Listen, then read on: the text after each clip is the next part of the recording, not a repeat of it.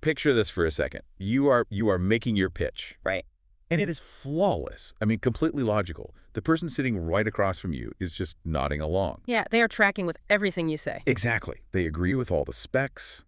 They agree with the price. Everything aligns perfectly with the target they gave you. It feels like a sure thing. It does. The tension is gone, the path is clear, and then, right at the finish line, they lean back, cross their arms, and say, well, let me think about it. Oh, the classic stall. Right. Or, even worse, they just quietly ghost you a few days later. It is this deeply frustrating mystery. It really is. And whether you do this for a living, in sales, or you are just trying to convince your partner to pick a certain restaurant, it happens all the time. Yeah, it is the universal experience of anyone who has ever tried to influence another human being. Yeah. We walk away from those interactions totally baffled. We review the conversation. We look for the logical flaw in our argument. Like, what did I say wrong on slide 4? Exactly. But the thing is, according to the science we are unpacking today, we fail because most of us are trained to sell and communicate with the exact wrong part of the human brain. The wrong part. Right. We treat a buying decision or any choice really like it is a math problem. Right. Like if I just show you enough data, you have to say yes. Exactly. We lay out the pros and the cons, we balance the equation, and then we just sit there and wait for the rational result, which of course does not happen. Which is exactly why we have gathered a really fascinating stack of sources for this deep dive. Yeah, some great stuff here. Our mission today is to uncover the hidden driver behind every single purchase and decision we make. It is a game changer once you see it. It really is. So we are looking at a detailed source document on the neuroscience of buying, some behavioral research connected to Harvard and Stanford, and these incredibly practical field guides from top performers. And they all point to the same thing. Right. The fundamental premise across all these sources is that a decision is often triggered in under a fifth of a second. Under a fifth of a second. That is the critical metric here. Which is wild. It is, because that is happening long, long before any conscious, logical thought even forms in the listener's mind. Before they even know what you're saying. Exactly. To understand the mechanism behind that speed, we really need to look at the brain's hardware. Okay, let's break that down. So the research generally breaks the brain down into 3 major layers. At the very base, you have the reptilian layer. Right, the oldest part. Yeah, the oldest. It just handles pure physical survival and automatic body functions. Like breathing and heart rate. Exactly. Now, right above that sits the limbic layer. This is the emotional center. Okay. It processes memory, social bonding, and, gut feelings. And finally, sitting on the very top, you have the neocortex. The thinking brain. Right. This is the newest part of the brain responsible for complex reasoning, language, and spreadsheets. The spreadsheets. So if a decision is firing in under a fifth of a second, the neocortex, the spreadsheet part, is simply too slow to be making the call. Way too slow. It is barely tying its shoes while the rest of the brain has already run the entire race. That speed difference is the core of the whole issue. I mean, we operate under this delusion that we are highly rational creatures. We love to think that. We do. But the limbic layer, that middle emotional engine, it processes sensory input first. It gets the first look. Right. It takes in everything happening in a room, the tone of your voice, your body language, the pace of the conversation, and it tags that entire experience with a feeling. Before the words even register. Yes. It does all of this before the neocortex has even finished interpreting the actual words being spoken. The way I am visualizing this, it is almost like the limbic brain is a highly reactive bouncer at a nightclub. Oh, that is a great way to look at it. Right. You walk up, and the bouncer takes one look at your energy, your posture, your vibe, and makes a split-second unspoken call on whether you are getting in or staying out on the sidewalk. Yep, the bouncer decides. And the neocortex is like a late-arriving accountant who shows up after the fact. Just showing up with a clipboard. Exactly. The accountant looks at the bouncer's decision and scrambles to invent a logical, well-reasoned excuse for why that person was let in or kept out. That is so spot on. The accountant just audits the decision. They do not make it. The bouncer runs the door. The bouncer runs the door. Yeah. And this limbic tag, this initial gut feeling, it becomes the permanent lens through which every single piece of data is judged afterward. Wow. So if the buyer's limbic system feels unsafe or disrespected or even just mildly anxious, the accountant is going to look at your flawless pitch and actively search for a rational reason to say no. Exactly. They will find a reason to reject you just to match the feeling. Now, it is so tempting to write this off as just a colorful metaphor about people being emotional. Right, it sounds a bit soft. Yeah, but the sources dive into Antonio Damasio's research, which takes this entirely out of the realm of theory. It plants it firmly in biological hardware. Right. So can you walk us through what he found? Yeah. Because this blew my mind. Yeah, his findings are totally foundational here. He studied patients who had suffered specific damage to the emotional centers of their brains. The limbic system. Right, their limbic systems were damaged. But crucially, their frontal lobes, their logical reasoning abilities, their IQ, all of that was completely untouched. It's fully intact. Fully intact. So they were still highly intelligent people. They could do complex math, analyze data, all of that. They retained all of those abilities. But the crazy part appeared when these patients were asked to make a simple, everyday choice. Like what kind of choice? Like the researchers would ask them to choose between 2 different dates for an appointment or 2 nearly identical restaurants for dinner. Simple stuff. Very simple. And the patients would just freeze. Freeze. Like they couldn't decide at all. Right. They would stand there and list every single pro and con, mapping out the traffic patterns, the weather forecasts, the menu options in excruciating logical detail. Boy. But they could not actually execute a choice. They were stuck in this infinite loop of rational variables. Because the accountant is standing there waving an incredibly detailed spreadsheet, but the bouncer is gone. Yes. There is literally no one to pull the lever and open the door. That is exactly it. Without a gut feeling, which scientists call a somatic marker, the human brain has no tiebreaker. It needs that spark. The logic circuit literally requires an emotional spark to fire. The patients prove that pure logic, without emotion, just results in endless thinking, never a decision. So if pure logic cannot make a decision, and this limbic bouncer is running the entire show, it raises a massive question for anyone trying to hit a target or close a deal. Oh, absolutely. When you walk into a room to pitch an idea, the limbic brain does not care about your product features. Not at all. So what is it actively scanning for? Well, the field guides refer to this as the emotional weather. Emotional weather, I like that. Yeah, every conversation you have carries a subconscious temperature, an emotional climate, and to the ancient limbic brain, certain types of weather signal a threat. Okay, give me an example of bad weather. Think about sitting across from someone who is rushing through a presentation. They are tightly gripping their pen, or maybe they are constantly checking their watch. You can just feel that anxiety. Right. Their nervous system is vibrating with tension. And to a limbic system that evolved to survive predators, that tension registers as friction. And friction is bad. Out in the wild, friction equates to risk. It means danger. So that friction causes the brain to release stress hormones, right? We're talking about cortisol flooding the system. Flooding it. And that physically alters how the brain functions in that exact moment. It alters it dramatically. When cortisol rises, blood flow is literally diverted away from the neocortex, away from the logic, and pushed toward the limbs for a fight or flight response. Oh, so the bouncer literally locks the doors to the accountant. Exactly. A nervous system experiencing friction physically cannot engage in deep trust or complex rational thought. It is offline. Which puts the behavioral data from Harvard and Stanford into this wild perspective. It really does. Because the research suggests that roughly 95% of purchase decisions happen below conscious awareness. 95%. Let that sink in. That is almost all of it. Hmm. And the Stanford associated data shows that trust signals things like tone of voice and perceived warmth shift a listener's willingness to say yes in well under 1 single second. We were constantly evaluating threat levels in fractions of a second, based entirely on this emotional weather. Okay, but I have to play devil's advocate here for a minute. Go for it. Imagine you are listening to this. Yeah. And you sell highly complex enterprise software or industrial machines. Or maybe you are pitching a massive change to your company's board. High stakes. Right. Are we implying that facts, data, return on investment, and price do not matter? That it is purely about projecting a warm, fuzzy vibe? No. That is a really common misinterpretation. Okay, clarify that for me. Fact and data are absolutely vital, but sequencing is everything. Sequencing, meaning the order you present them. Exactly. Logic only matters after limbic safety has been established. Okay. If the buyer's limbic brain senses pressure, they are in protection mode. Throwing a huge document of technical specs at a brain that is currently in protection mode actually triggers decision paralysis.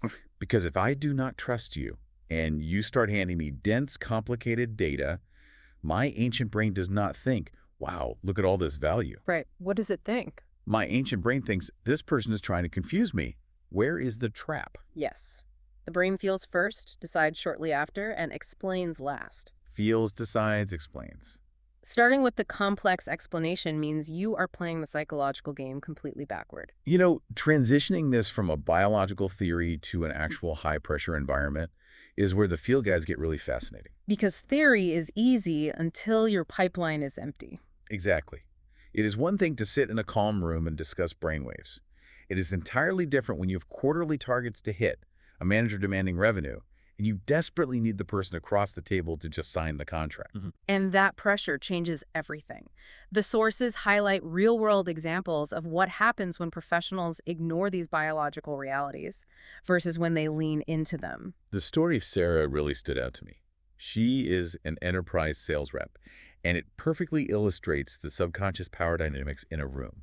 Sarah's story is such a classic scenario. Right. So she is a 6-year veteran. She knows her product flawlessly, but suddenly her conversion rate just stalls out. She hits a wall. Yeah. And she finds herself on a call with a prospect who is relentlessly nitpicking. Oh, the nitpickers. They are agonizing over some tiny, irrelevant detail on page 12 of a contract. A detail that does not even apply to their specific use case. Right. The instinct in that moment, especially for a trained professional who knows their stuff, is to fight logic with logic. To just prove them wrong. Exactly. To pull up page 12, point to the clauses, and rationally prove why the prospect's concern is invalid. Which, based on what we now know about the bouncer and the limbic system, is the worst possible approach. It is gasoline on a fire. Right, because the prospect's brain is desperately searching for a rational excuse for an irrational feeling of unsafety. Yes. Fighting them on the details just validates their friction. It proves you are a threat. But Sarah did something different. She did. Instead of pushing the features, she just stopped. She slowed down her voice, embraced this incredibly awkward silence, and gently named the emotion. Which is so hard to do. She simply said, "It feels like something else might be on your mind." Stepping completely off the script to address the emotional weather like that takes immense courage. It takes bravery to invite the objection, rather than swat it away. It really does. But the biological response was immediate. The prospect just went quiet, the tension broke, and they finally admitted their real fear. And it wasn't page 12. It had absolutely nothing to do with page 12. Their real fear was internal pushback from their own team. Ah, there it is. They were terrified of looking foolish in front of their boss if the rollout failed. That is a pure limbic fear right there. It is about social survival within their tribe. And the moment Sarah named it, she brought down the prospect's threat level. Naming an emotion moves the processing from the fear center to the prefrontal cortex, which literally cools the brain down. It hits the reset button. She stopped selling a product and started supporting a human being's social survival. And the deal, which had been stalled in logic loops for weeks, closed in a matter of days. Because she cleared the threat, and the neocortex was finally permitted to sign the contract. It's just incredible. It is, but you know, this biological phenomenon does not just exist in one-on-one interactions. Right, it scales. It cascades through entire organizations. The field guides share the observation of Michael, a regional manager, which shows just how contagious emotional weather truly is. This one blew me away because it proves we are essentially pack animals constantly syncing our nervous systems. We really are. We sync up without even knowing it. So Michael was dealing with a team producing wildly inconsistent commission numbers. And instead of just looking at the pipeline spreadsheets, he started listening to the audio of his own coaching calls with his team. Which is a brilliant level of self-awareness. It really is. And he realized that his own end-of-quarter pressure was physically altering his tone. He was stressed. Very. He was clipped, rushed, and tense. He was unknowingly generating this high-pressure emotional weather system that his team had to walk into every single morning. And if we look at the biology of mirror neurons, humans are wired to unconsciously mimic the emotional state of the people around them. It is an ancient survival trait, right? Exactly. If the leader of the pack is stressed, the pack assumes there is a predator nearby and gets stressed too. So Michael's stress became the team's stress. And this is the kicker, the team passed that limbic threat directly to the buyers. Right down the line. When the reps got on the phone with clients, their voices carried that same urgent, tight cadence. and the buyer's brains detected the friction. Yes, released cortisol and backed away. So Michael's solution, I thought, was brilliant in its simplicity. He did not run a massive training seminar on overcoming objections. No new sales scripts. None of that. He just added 2 minutes of calm, unhurried human conversation to the very start of every internal team meeting. Just 2 minutes. No spreadsheets, no quotas, just relaxed connection. He intentionally reset the calming system for his entire team. Those 2 minutes signaled safety. It'll happen. Within a few months, the reps' conversations with clients naturally softened, the desperation just drained out of their voices, Wow. and the close rates rose across the board without a single change to the product or the pricing. Understanding how incredibly fragile and contagious this biological safety is brings us to the actual application. The playbook. Right. How does someone actively build a playbook to manage limbic systems, especially their own? Well, the foundational rule from the field guides is self-regulation. Regulating yourself first. Yes, you simply cannot influence someone else's nervous system until you have mastered your own. Because of those mirror neurons. Yeah. If you walk into a room vibrating with anxiety about your own goals, the other person's brain catches it instantly. Instantly. Taking a moment to breathe and center yourself before dialing a phone or opening a meeting room door, it is not just self-care. Right. It is tactical preparation. Exactly. You have to ensure the weather you are bringing into the room is steady. And once you're in the room, what's next? The next phase is mastering the first 90 seconds. The sources place massive emphasis on intentionally slowing your speaking pace during that opening window. Because a rapid-fire enthusiastic pace is often mistaken for passion. People think they're showing energy. Right.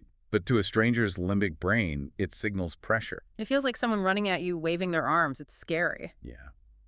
A slower, deliberate pace signals confidence. It tells the listener's ancient brain, I am not a threat, and I am not in a rush. And that concept of not being in a rush ties directly into what I consider the absolute hardest habit for driven people to adopt. What's that? The power of the pause. Oh, the pause. When a conversation hits a lull or someone raises a doubt, our instinct is to fill the void. Silence feels so uncomfortable. It feels like a loss of control. It does. So we panic and we fill the air with artificial urgency.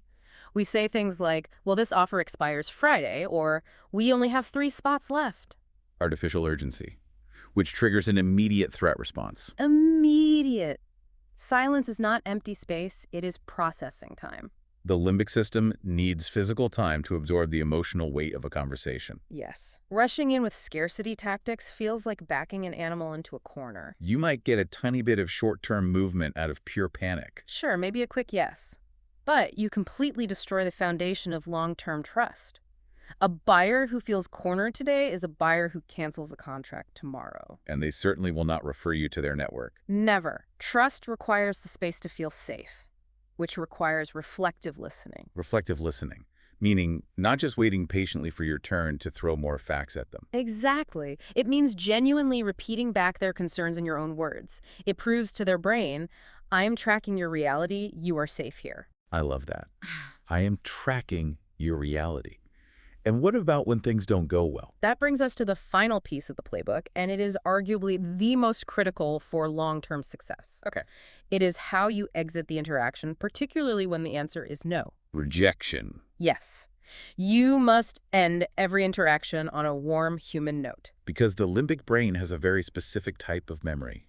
It remembers how an experience felt far, far longer than it remembers the actual words that were exchanged. So if you handle rejection with grace, Right. Avoiding the urge to turn cold or pushy, you attach a positive emotional tag to that memory. and the door remains open. The data shows that a respectful follow-up weeks or months later often succeeds precisely because that limbic trust was preserved.